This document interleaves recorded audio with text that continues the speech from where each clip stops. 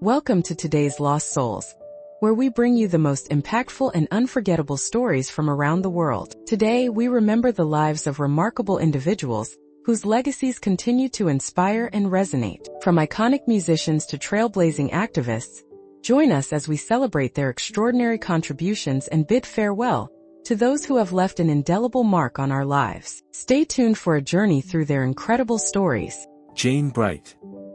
Jane Bright, a name perhaps quiet in the public eye, but monumental in the world of education and science communication, has passed away at the age of 75.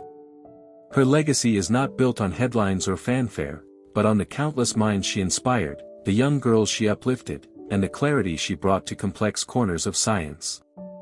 Born in 1949 in a small Midwestern town, Jane was always a curious child. While others played house, she played laboratory, tinkering, reading, and asking questions that often baffled adults. Her love for learning would lead her to a scholarship at Stanford University, where she studied environmental science at a time when few women dared to tread that path. But it wasn't just science she loved, it was sharing it. Jane believed that knowledge meant little if it wasn't passed on. This belief guided her through a groundbreaking career as a science communicator. She wrote children's books about the stars and the seas, crafted museum exhibits that drew wonder from the young and old alike, and eventually became a beloved figure on educational TV programs that aired on PBS throughout the 80s and 90s.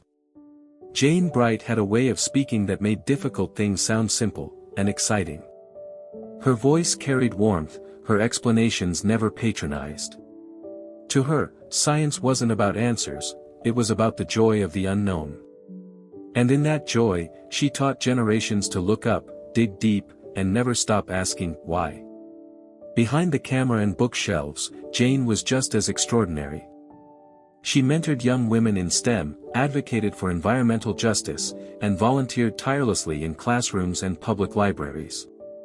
She believed in equity, in giving every child the tools and spark to chase wonder, no matter where they came from. In a world often too busy to listen, Jane Bright made people stop and think. She made them imagine. She gave us all permission to be curious again. She may not be a household name, but to every student who learned to love the stars because of her, to every teacher who borrowed her wisdom, Jane Bright was a giant. The world is a little dimmer without her light, but far brighter for all she left behind. Jo Don Baker. Jo Don Baker, the towering Texan whose gravel voice and imposing screen presence made him an unforgettable figure in American cinema, has passed away at the age of 88. Known for his rugged roles and no-nonsense characters, Baker built a legacy as a man's man on screen, but behind the tough exterior was a thoughtful, humble artist who never forgot where he came from. Born on February 12, 1936, in Groesbeck, Texas, Baker grew up in the heartland, raised on the values of hard work, grit, and perseverance. His path to stardom wasn't paved with privilege or shortcuts. After serving in the Army and studying acting at the University of North Texas, Jo Don set his sights on Hollywood with nothing more than raw talent and a deep, unwavering determination. His breakthrough came in 1973 with Walking Tall, where he portrayed real-life Tennessee Sheriff Buford Pusser. The film was a gritty, bloody story of justice, and Baker's performance was unforgettable. He wasn't a polished hero, he was the kind of man you believed had been through hell and was still standing. Audiences connected with his authenticity. Critics praised his intensity. Hollywood took notice. Throughout the 70s and 80s, Baker became a staple of American film and television. From his memorable turn in Charlie Varick alongside Walter Matthau to his scene-stealing appearances in the James Bond films The Living Daylights, GoldenEye, and Tomorrow Never Dies, Baker could play both the villain and the ally with equal power. He was often cast as the heavy, the brute, the lawman, but those who worked with him knew a gentler man off-camera. He was never one for Hollywood's bright lights or gossip columns. Jo Don valued privacy, spending much of his later life away from the public eye. But when he did speak, it was with grace and groundedness. He often said that acting was just telling the truth while pretending, and he lived by that principle on and off the screen. For many, Jo Don Baker embodied a bygone era of filmmaking, when men didn't need capes to be heroes, just conviction. When stories were told in grit, blood, and heart. And Joe Don gave his heart to every frame he ever shot. Now, as the curtains close on a remarkable life, the echoes of his work remain. On film reels, in fans' memories, and in the stories of cinema history, Joe Don Baker will always be standing tall. Whoopi Goldberg. Whoopi Goldberg, the incomparable actress, comedian, and activist who shattered barriers and redefined what it meant to be a star, has passed away at the age of 68. With her trademark wit, unmistakable voice, and fearless spirit, Whoopi lived a life that was nothing short of extraordinary, a journey that began in the tenements of Manhattan and soared all the way to the top of Hollywood's highest echelons. Born Karen Elaine Johnson on November 13, 1955, in the Chelsea Elliott houses of New York City, Whoopi faced hardship early. Raised by a single mother, she discovered her love for performing at a young age. But the path wasn't easy. Battles with poverty, addiction, and rejection plagued her youth. Yet nothing could silence her spark. She renamed herself Whoopi, inspired by a whoopee cushion, because as she said, if you get a laugh, you get noticed. And she got noticed. Her one-woman Broadway show, The Spook Show, caught the attention of director Mike Nichols and soon landed her a role in Steven Spielberg's The Color Purple, 1985. Her portrayal of Celie was raw, haunting, and unforgettable, earning her an Academy Award nomination and introducing the world to a powerful new voice in acting. In 1990, she became the second black woman in history to win an Oscar, for her unforgettable role as Oda Mae Brown in Ghost. But Whoopi was never just one thing. She defied labels. Comedy, drama, TV, film, stage, she did it all. From Sister Act to Star Trek, The Next Generation, from The View to stand-up specials, Whoopi was a constant, commanding presence. Beyond the screen, she was a fierce advocate for LGBTQ+ rights, racial equality, women's empowerment, and humanitarian causes. She used her platform to challenge, to uplift, and to speak truth, even when it was uncomfortable. She was also a rare member of the coveted EGOT Club, winner of an Emmy, Grammy, Oscar, and Tony, one of the few artists ever to achieve this feat. But ask her what she was proudest of, and she'd say making people laugh, making them think, and making a difference. Whoopi Goldberg was more than an entertainer. She was a force of nature, a voice for the voiceless, a symbol of resilience and revolution. Her physical voice may be gone now, but her words, her legacy, and her light will echo forever. Peter Duel. Peter Duel, a star lost too soon, whose light still flickers in memory. Peter Duel, the charismatic actor who captured hearts as Hannibal Hayes in Alias Smith and Jones, lived fast, shone brightly, and left this world far too soon. Though he passed away at just 31 years old, his short life left an enduring impact that fans and colleagues still remember with admiration, sadness, and deep affection. Born Peter Elstrom Duel on February 24, 1940, in Rochester, New York, Peter was a talented student with a natural gift for the stage. After studying drama at the American Academy of Dramatic Arts, he headed west to Hollywood, where his boyish charm, sharp intelligence, and piercing eyes quickly drew attention. In the 1960s, Peter began appearing in television roles, Gidget, Love on a Rooftop, The Virginian, and more. Audiences were drawn to him not just for his looks, but for his ability to make every role feel grounded and authentic. There was an emotional honesty in his performances, a vulnerability that resonated. But it was Alias Smith and Jones, the Western adventure series that debuted in 1971, that truly made him a household name. As Joshua Smith, alongside Ben Murphy's Kid Curry, Duel brought wit, sensitivity, and charm to a character who was both outlaw and gentleman. Fans adored the show, and his star was rising fast. But behind the scenes, Peter was quietly battling personal demons. He struggled with depression and alcoholism, burdens he carried silently even as he smiled for the camera. On December 31, 1971, the world was stunned when news broke that Peter Duel had died by suicide in his Hollywood Hills home. The grief was seismic, especially for those who had seen so much potential, so much brilliance, cut short. He left behind unfinished dreams, but also a legacy that refuses to be forgotten. Peter Duel was not just a rising star, he was a complex, deeply human soul navigating the stormy waters of fame, expectation, and inner pain. His death sparked conversations about mental health in Hollywood at a time when such discussions were still taboo. Today, over 5 decades later, fans continue to celebrate his work, write tributes, and keep his memory alive. In every rerun of Alias Smith and Jones, in every photograph that captures his easy smile and soulful gaze, Peter Duel lives on. His time with us was brief, but his spirit still echoes, quietly, gently, like the soft glow of a candle that refuses to go out. José Pepe Mujica, José Mujica. José Pepe Mujica, former president of Uruguay and a man hailed across the globe as the poorest president in the world, has passed away at the age of 89.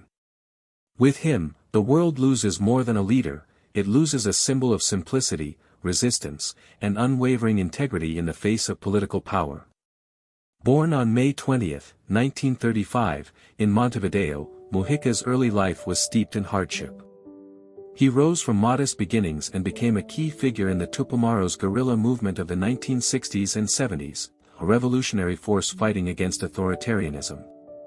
Mujica was shot 6 times, captured multiple times, and spent nearly 15 years in prison, most of it in solitary confinement. But it was within that darkness that his philosophy was forged. When he emerged, he carried no bitterness, only perspective. He didn't chase revenge. He pursued democracy. In 2010, Mujica was elected president of Uruguay. And while many expected him to rise to the trappings of power, he shocked the world. He refused the presidential palace, instead choosing to live in his modest farmhouse on the outskirts of Montevideo. He donated 90% of his salary to charity. He wore no suit, drove an old Volkswagen Beetle, and harvested his own vegetables. But make no mistake, behind the humble exterior was a political mind of remarkable clarity. Mujica legalized marijuana, promoted LGBTQ+ rights, and expanded healthcare access. He wasn't driven by ideology. He was driven by the question, what helps the most people, with the least suffering? In speech after speech, he reminded world leaders that consumerism was killing the planet and robbing people of happiness. You don't own things, he once said. Things own you. To the youth, he was a grandfather of the revolution. To the elderly, he was a reminder that conviction and humility could coexist. And to the world, he was living proof that power doesn't have to corrupt. It can also reveal character. Now, with José Mujica's passing, a silence lingers, not one of defeat, but of reflection. His voice was never loud, but its echo will last for generations. Not because he lived like a saint, but because he dared to live like a man. In an age obsessed with more, Pepe Mujica proved the true richness of having less, and giving more. Robert Benton. Robert Benton, the Oscar-winning screenwriter and director who captured the intimate struggles of everyday people with remarkable grace, has passed away at the age of 92. Known for his deep understanding of human nature, Benton was a storyteller who never needed spectacle, he simply needed truth. Born on September 29, 1932, in Waxahachie, Texas, Benton's journey to Hollywood wasn't paved with the usual glitz. His roots were in journalism and illustration, but his heart belonged to narrative. He began as a magazine editor, but it was clear early on that his pen had something more to say. His first major success came as the co-writer of Bonnie and Clyde in 1967. That film didn't just break the rules of cinema, it rewrote them. With a mix of raw violence, tragic romance, and unconventional storytelling, Benton helped usher in a new era of American film. It was bold, it was brilliant, and it announced that Robert Benton was a force to be reckoned with. But his true masterpiece came in 1979 with Kramer vs. Kramer. A heartbreaking tale of a custody battle between a father and mother, the film resonated with audiences around the world. Benton wrote and directed it, crafting scenes so real, so vulnerable, that they felt lived rather than performed. The film won 5 Academy Awards, including Best Picture, Best Director, and Best Adapted Screenplay for Benton himself. In a career that spanned decades, Benton never chased trends. He stayed true to his quiet, contemplative style. Films like Places in the Heart and Nobody's Fool continued his legacy of deeply human storytelling, rich with emotion, flawed characters, and moments that felt pulled from life itself. Despite his success, Benton remained humble. He was never the loudest voice in the room, but he was often the wisest. Actors loved working with him because he listened, he understood, and he let the story breathe. Now, with his passing, the film world loses a craftsman of rare sensitivity. In a time of noise, Robert Benton's work was a whisper that moved you. His stories didn't demand your attention, they earned it. Robert Benton is gone, but the emotions he captured on screen, the heartbreaks, the reconciliations, the silent courage of ordinary people, will remain. His lens was small, focused, and honest. And in that honesty, he found something universal. Joe Don Baker. Joe Don Baker, the tough-as-nails Texan whose powerful presence on screen turned him into an unforgettable American icon, has passed away at the age of 88. His journey was not just one of fame, but of grit, depth, and unexpected tenderness that touched generations of film lovers. Born on February 12, 1936, in Groesbeck, Texas, Joe Don grew up with dust on his boots and dreams in his eyes. The rugged landscapes of his youth shaped the kind of man he would become, firm in his stride, unshaken in his beliefs, and never far from his southern roots. After serving in the U.S. Army, he pursued acting, studying at the prestigious Actors Studio in New York City. But it was the silver screen that would become his battlefield and his stage. Joe Don's breakthrough came with the 1973 cult classic Walking Tall, where he played Buford Pusser, a real-life sheriff who took a stand against corruption with nothing but a big stick and a bigger heart. The role wasn't just a performance, it was a statement. It earned him praise, fame, and respect. Audiences didn't just watch Joe Don, they believed him. From gritty crime dramas like Charlie Varick to iconic roles in James Bond films like The Living Daylights and GoldenEye, Joe Don Baker brought a unique blend of intimidation and vulnerability. He could scare you with a look, but break your heart with a pause. Directors trusted him, co-stars admired him, and fans loved him. Because every time he stepped into a role, he didn't just act, he transformed. But beyond the screen, Joe Don was a private man. Those who knew him speak of a humble, soft-spoken soul who loved classic country music, southern cooking, and long drives through quiet places. Hollywood may have tried to cast him as the villain, but in life, he was often the quiet hero, supportive, sincere, and deeply grounded. As the world mourns his passing, we remember more than just the actor, we remember the man who brought a raw, American truth to every character he played. In an era of polished performances and digital tricks, Joe Don Baker remained fiercely authentic. He didn't just entertain, he embodied. He leaves behind a legacy of films that will continue to resonate, stories etched into the fabric of American cinema. Joe Don Baker didn't just walk tall, he stood tall. And now, he rests in peace. Charles Strouse. Charles Strouse, the legendary composer whose melodies lit up Broadway and warmed hearts around the world, has passed away at the age of 96. But while his earthly journey has come to a close, the music he gave us will echo forever in theaters, classrooms, and childhood memories across generations. Born on June 7, 1928, in New York City, Charles Strouse grew up surrounded by music. He studied classical composition, but his heart belonged to the stage, to the dazzling world where stories came alive in song. By the late 1950s, he found his place on Broadway, and it didn't take long for his brilliance to shine. In 1960, he burst onto the scene with Bye Bye Birdie, a vibrant, satirical, and deeply catchy musical about rock and roll and teen culture. With lyrics by longtime collaborator Lee Adams, Strauss's tunes, like Put on a Happy Face, became instant classics. Audiences were dazzled by his ability to blend humor, melody, and emotional resonance in a way that felt timeless. But he wasn't done. Not even close. Charles Strauss would go on to shape the very soul of musical theater with Annie in 1977, a show whose red-haired heroine and signature song, Tomorrow, became a symbol of hope and resilience for millions. That simple, soaring anthem, sung by children, embraced by families, echoed in times of hardship, spoke to the enduring optimism at the core of Strauss's work.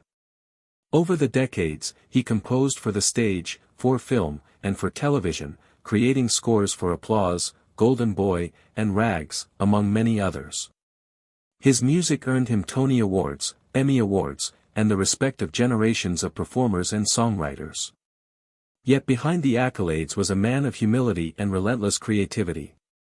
He believed in the power of storytelling, in lifting hearts through music.